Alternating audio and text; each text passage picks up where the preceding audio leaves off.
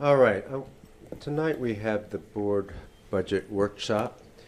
And so I wanted to talk first a little bit about the context of the budget, and then allow questions around the budget, but also anything else you want to talk about.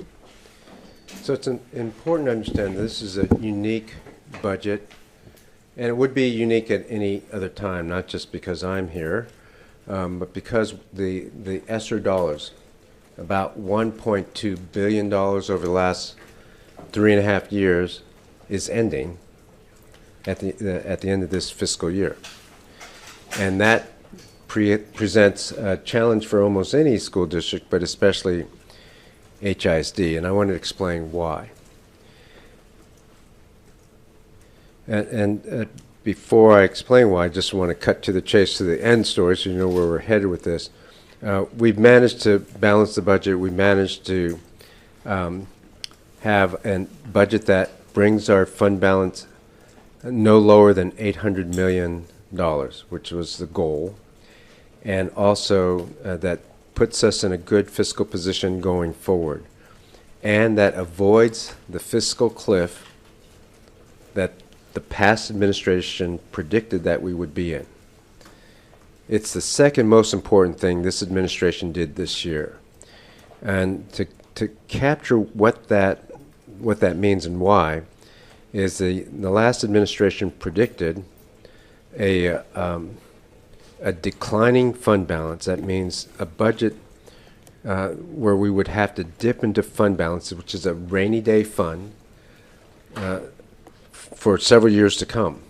This blue line is the line that the last administration predicted. This was not my graph, the original graph here, the blue line, that's the last administration's graph. This is our line, and this is where we'll be, and this is what we plan to do going forward. I can't overstate the importance of this. If we had not done what we did, which is zero-based budgeting in a way that still supported kids, supported teachers, and to get outcomes, we would be down here at the end of next year, and we would be even further down the following year. This is a fiscal crisis here. This is the fiscal cliff that they're talking about. You see how that steep decline? Well, we're not there. We're not going to be there. And that comes at a huge cost, and we'll talk about that in a minute. So that's cutting to the end. Why was it so hard? Why is this budget so different than normal years? Well, again, ESSER lies at the heart of all this, and ESSER's is a gift that keeps on giving, apparently, because we're having to deal with ESSER and the recurring costs. I'll talk about that in a second. But look at this this graph here, another graph the past administration presented. The top line is increasing central office expenditures, both in people and purchase services. So that's a rising number, so you can see millions of dollars increase. Remember that in 2019, the state allocation has remained flat since that time. What the state gives us in revenue so that we can take care of kids, teachers, etc. So that per pupil allotment has not increased since that time. And if you have an increasing expenditure rate of people and services, and this is just about central office, then you have to find the money somewhere. There's no additional money coming in, so you have to find this much money this year, this much money next year, and all this every year. So that's a lot of money to be found, or expenditures cut. And it wasn't cut. At the same time, enrollment is decreasing, as you can see here. The district has lost 25,000 kids over the last 5 years, or 6 years. And when you have in a regular year with a decrease in enrollment, then you have to cut expenses. Unless you're getting more money from the state, which we are not. So if the enrollment declines, you have to decrease expenditures. You have to cut something. People or purchase services, something. So not only do you have to cut money because of the increase in central office expenditure, you also have to find a way to pay for the decline in enrollment.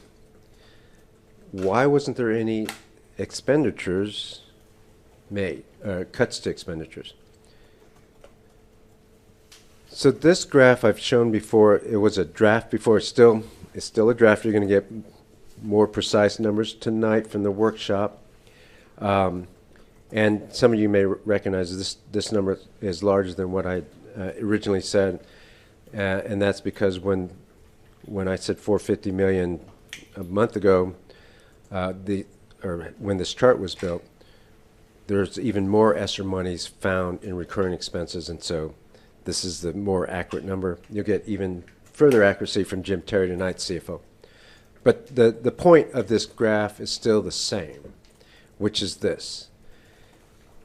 Declining enrollment, this is a graph of declining enrollment. Of course, it goes up and down a little bit, but it actually goes down, but not at the same rate. This was not paid for. Well, how can you get away with not paying for a decline in enrollment? You use ESSER money. At the same time, purchase services increase. A lot of ESSER money paid for this. Again, a decrease in enrollment. Now more kids. ESSER paid for that. Increase in purchase services. ESSER paid for that. This year, decrease in enrollment. ESSER was already in the budget that I took over. Remember, the board passed one in June, but they got here in June. So we didn't really change the budget. We didn't cut staff like we should have if it was a normal year. ESSER paid for this, ESSER paid for that. 2 years ago, salary increases. When you have a huge salary increase, and I'm going to say this loud and clear so people hear me, teachers deserve salary increases. And they deserve the one back in the fiscal year 23, which is 22-23 school year. They deserve that one, but at the same time, the district should have cut expenditures somewhere to pay for that. There wasn't any new revenue coming in. But ESSER paid for that as well. Long story short, next year's budget, the budget we're going to present to the board tonight, has a continuing decrease of enrollment, and we're going to pay for this. It has an increase in NES and some other action plan, and we're going to pay for this. Who pays for this? Well, we pay for that. We have now, ESSER ends. Somebody has to pay for the 20,000 kids who were not paid for prior. In other words, the loss of 20,000 students. We didn't gain more kids, so that loss is still not coming to the district.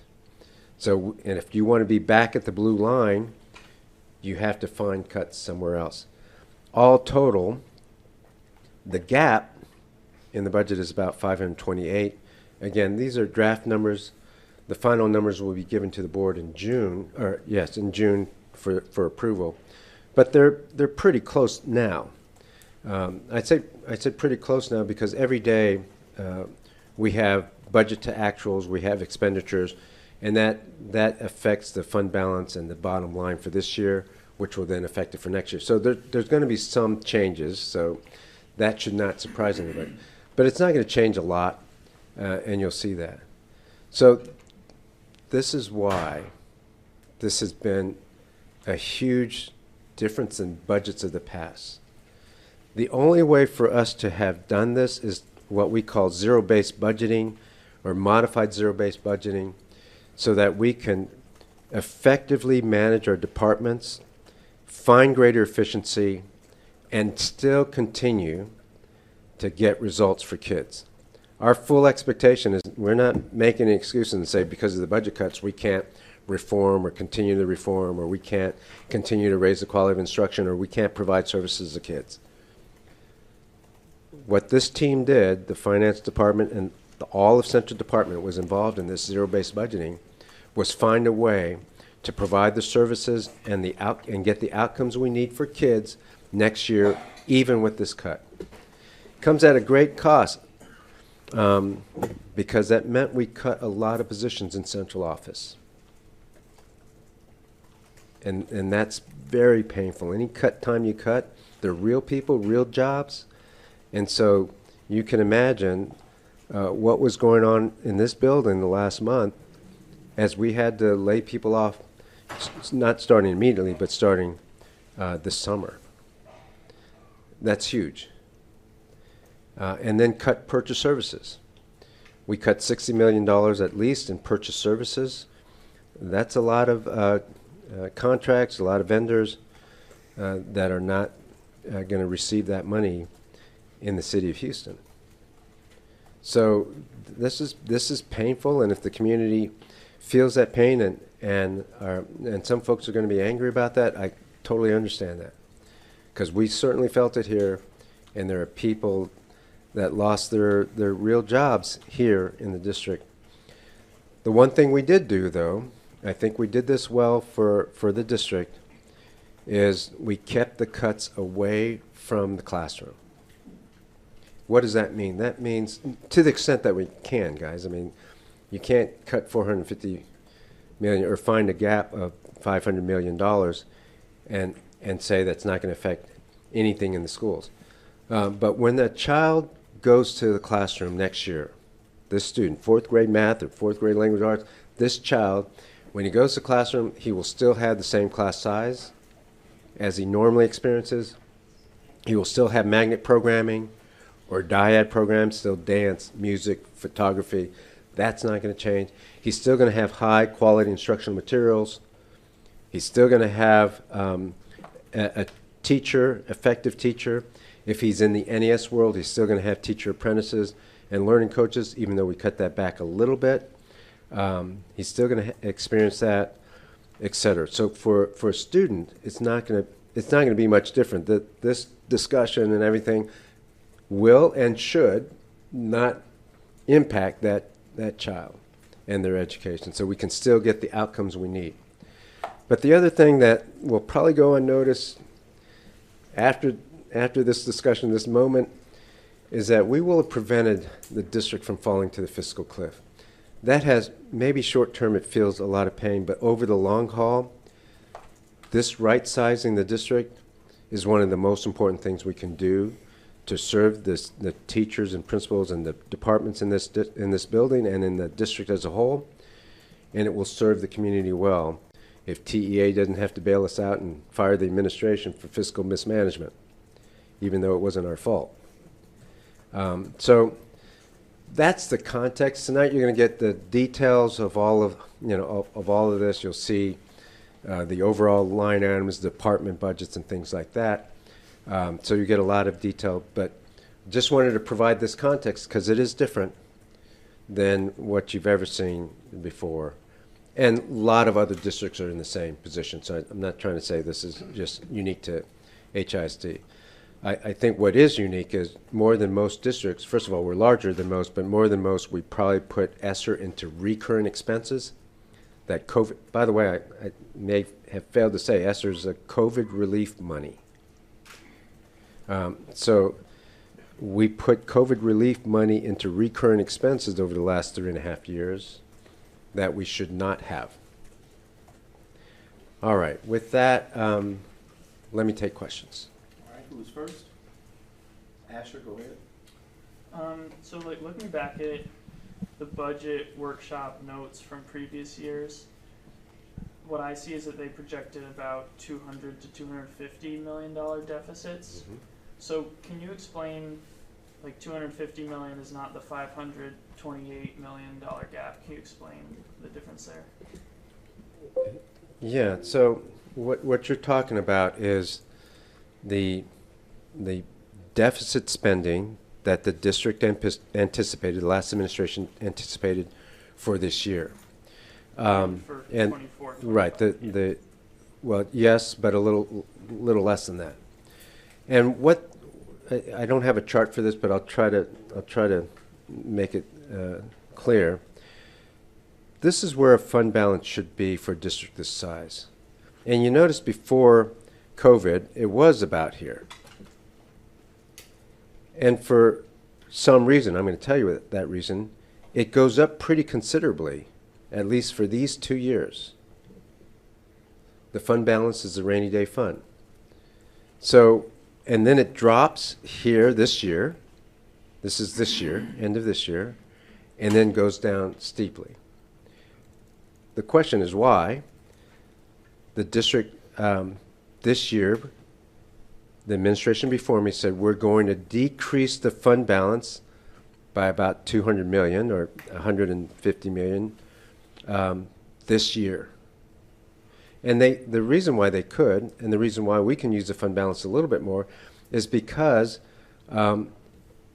they were flush with money from ESSER, and so they could increase, they use ESSER to pay for general fund activities, people, and programs, and put the extra money into the fund balance. So drawing down the fund balance made sense for the last administration. Right, I guess that wasn't exactly the substance of my question, which is, like, it seems like they were projecting this 200 to the number I saw was like 219 or something like that, $219 million deficit. So is the additional 520, is that partially because of new spending allocated by your administration, or what No. gives? It's okay. So I don't want to go into too many details, but to answer your question, the deficit that they were projecting was the use of the fund balance. What they didn't account for is all the ESSER spending. Right? You're going to see that in the slides tonight. That what they didn't account for that we would have to decrease in a real way is the ESSER monies that were in recurring expenses. So a lot of these positions that we have to cut, they were paid for by ESSER. A lot of the programs that we have to cut was paid for by ESSER. The salary increase, we're not going to cut salaries. I already told you we're actually going to increase them. Was paid for by ESSER. So while they noted a decrease in the fund balance, which they could because they increased it, they didn't account for all the ESSER dollars that would have to be cut. So in other That's the words, difference. It was like bad math by the previous administration. Not bad math, bad practice of paying recurring using ESSER money to pay for recurring expenses. That's the problem. So the sorts of things that you're having to cut this year, they were predicting this big drop off on this fiscal cliff because they were going to be, I mean, we can't predict what they would do, but they were projecting to use fund balance money to pay for the sorts of things that you feel like you have to cut.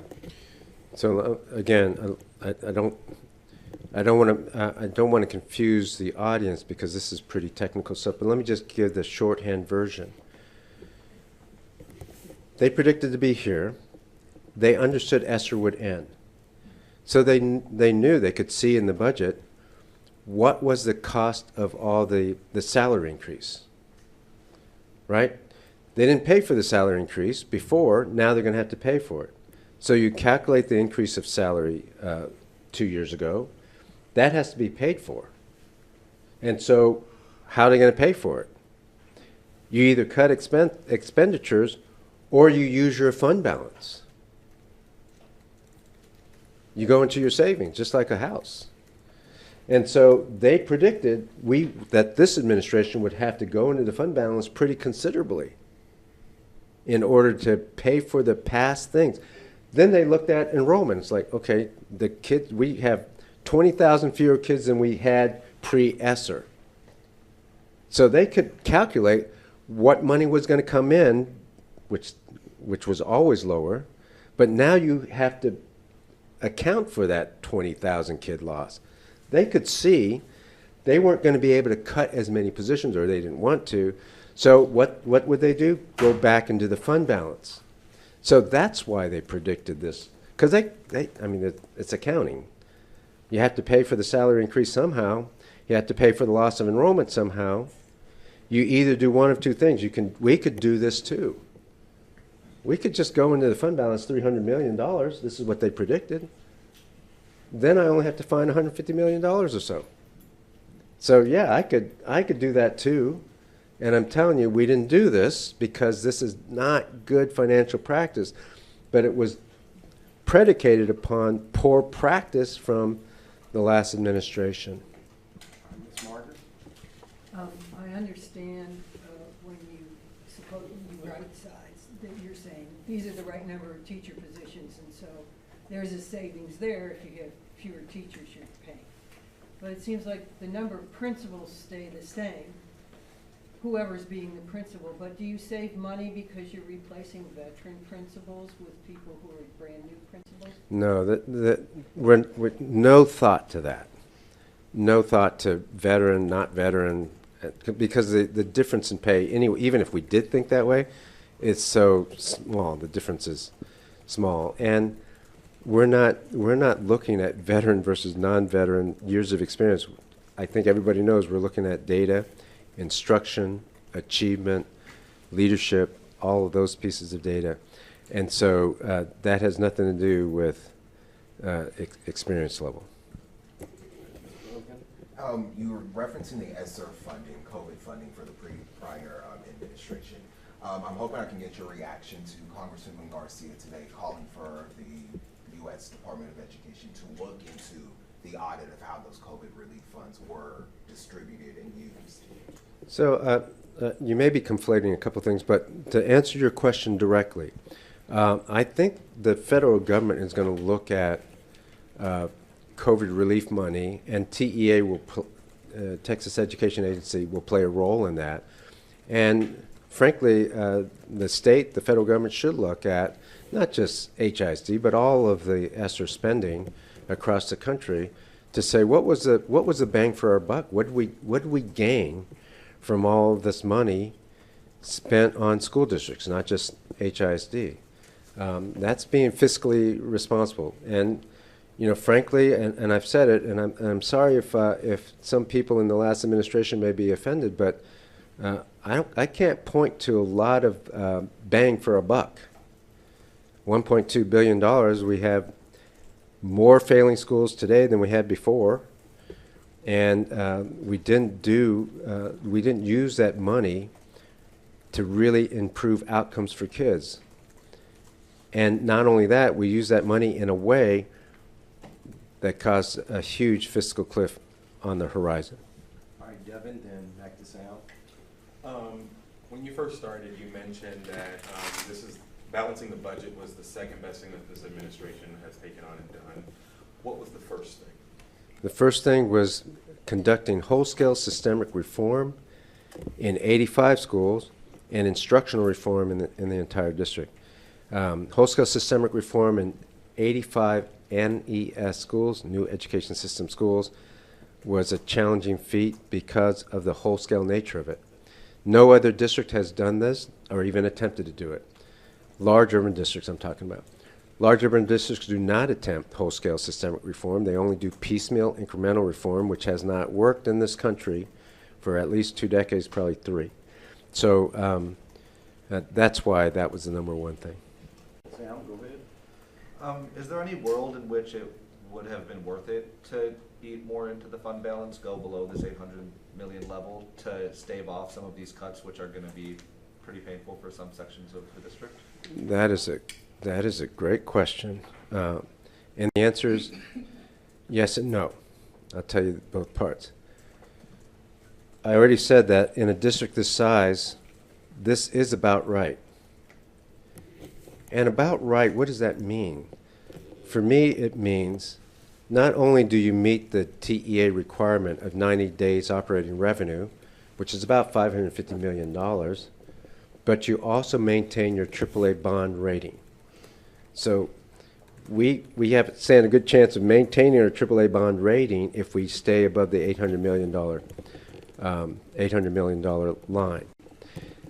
The other part of your question though is well founded, because we're going to wind up somewhere around here, 930, and so I originally wanted to give the board a budget that had $850 million fund balance this year.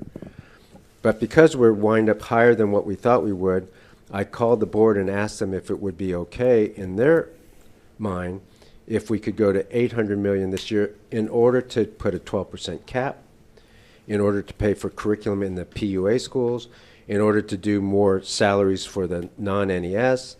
So because of that, we didn't go at 850. You don't see 850, you see 800 million fund balance in this district. So great question, very nuanced.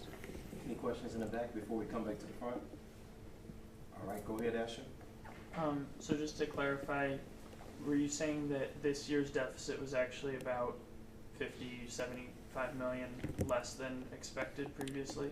Yeah, 870 was what we, if you go back and look at the budget for this year, we were projecting when we started this year that we would wind up with an $870 million fund balance.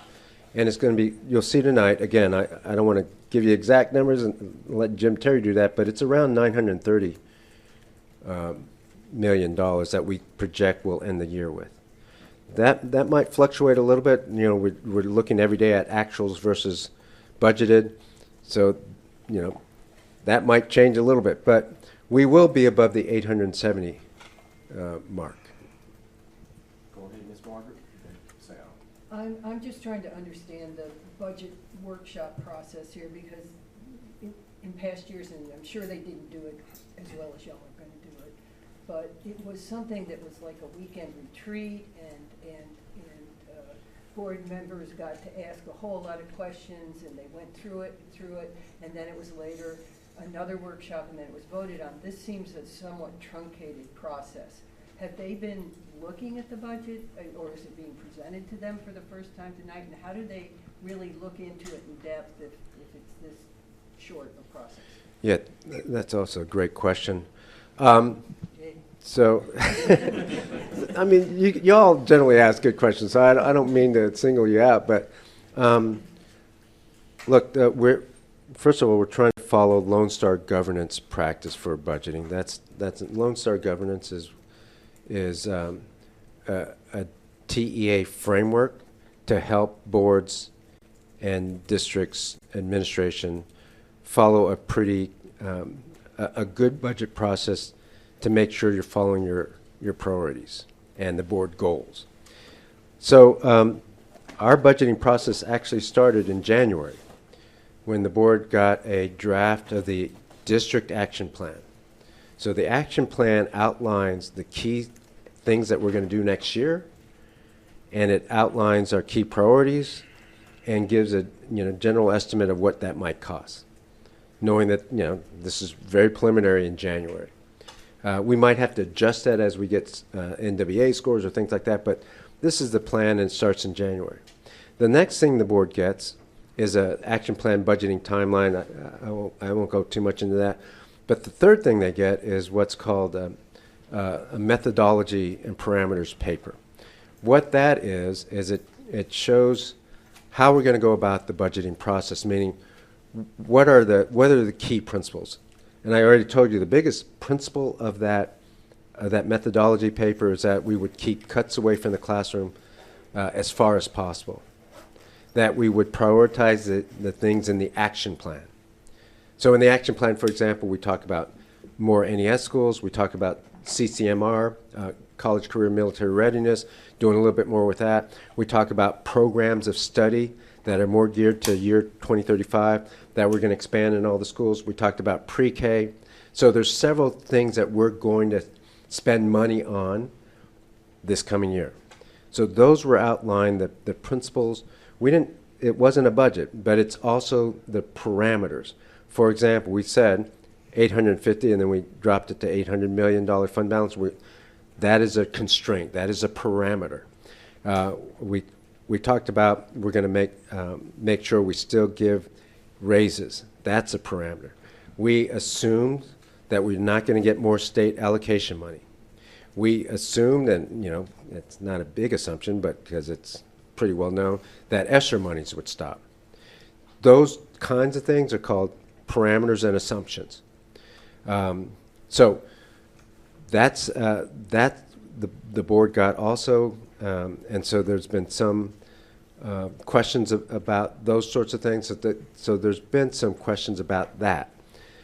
Then there's been some real broad brush budget numbers that the board received, and then there's been some questions around those that we answer, and then finally they've gotten the draft budget 2 weeks ago or a week ago, 2 weeks ago I think, and we're going to be talking about it tonight.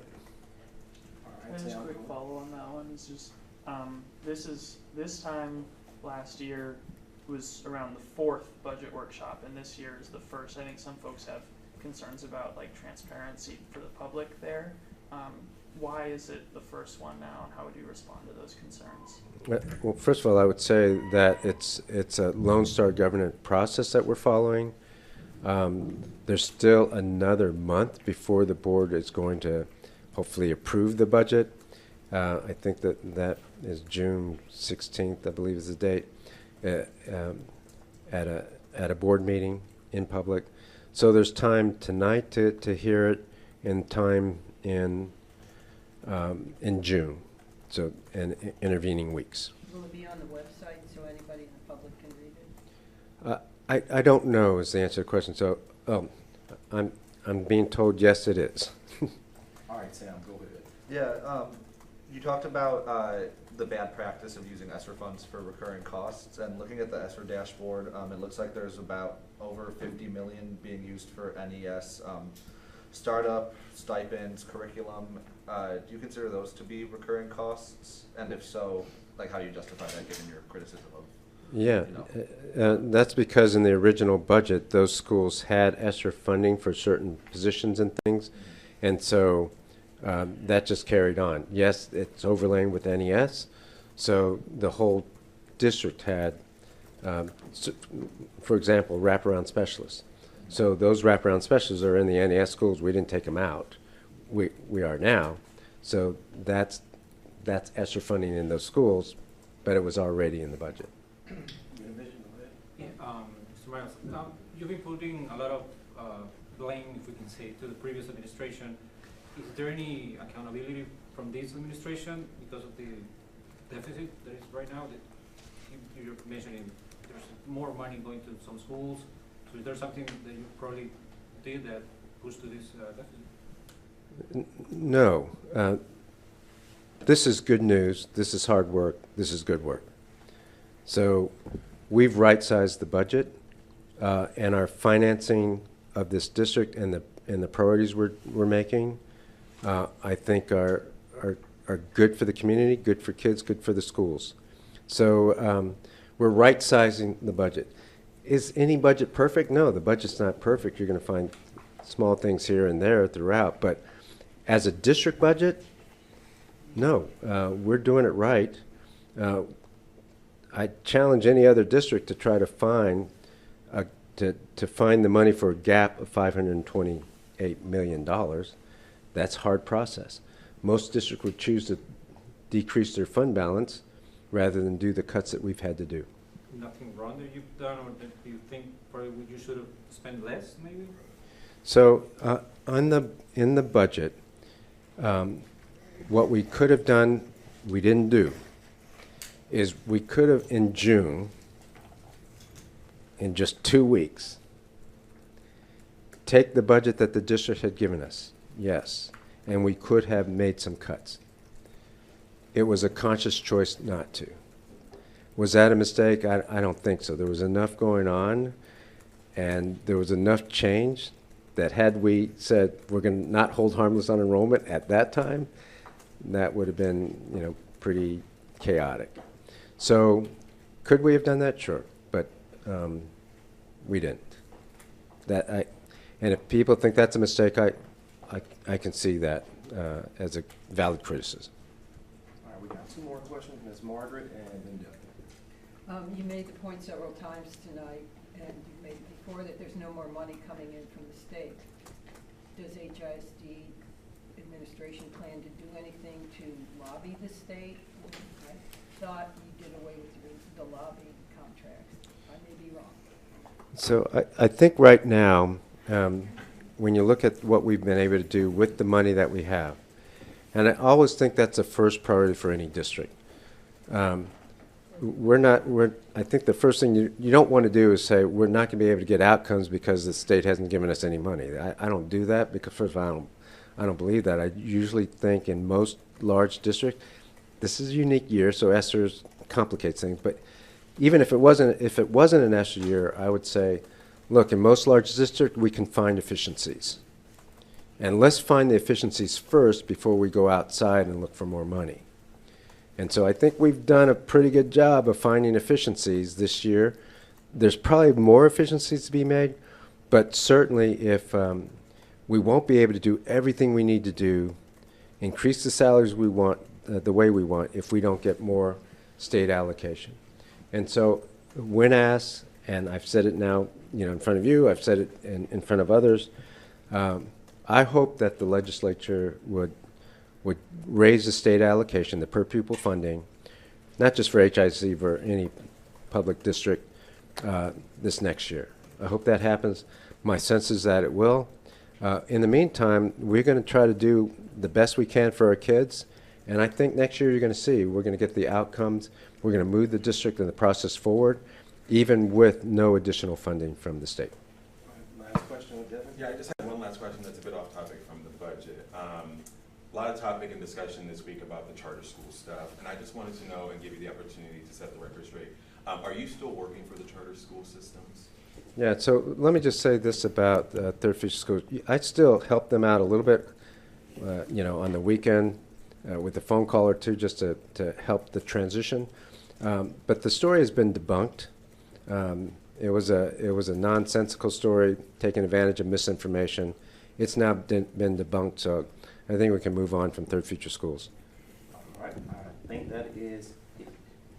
All right. It's just a viewer who's watching coming confused. Last time we were here, you referenced 850 million with the fund, but 450. now today 582. In layman's terms, how can you translate that to people who are watching at home? Yeah, What that so means for them, the difference there. 450. Excuse me. 450 was a draft. Since that time, we found more ESSER money that's infused in recurrent expenses, or I didn't. The finance department is looking at it closely every time when we looked at programs, and there's lots and lots of programs and things. And so the more accurate number is 528. You'll get even a more accurate number tonight, and that might change a little bit as we, again, do budget to actuals through the rest of this year. All right, folks, thank you all so much. Thank you. Thank you, guys.